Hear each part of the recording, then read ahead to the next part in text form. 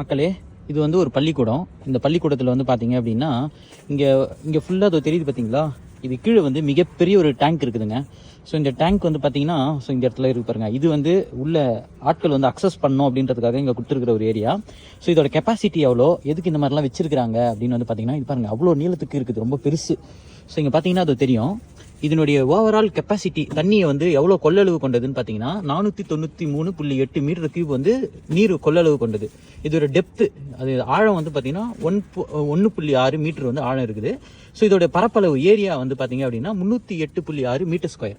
So இது எப்படி work ஆகுதுன்னு வந்து பார்த்தீங்கன்னா இப்போ நான் உங்களுக்கு அங்கே காட்டணும் பார்த்தீங்களா. ஸோ அந்த ஏரியா இருக்கு பாருங்க.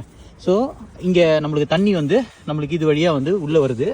ஹையஸ்ட் வாட்டர் லெவல் நம்மளுக்கு வந்து இது வந்து ஹையஸ்ட் வாட்டர் லெவலு.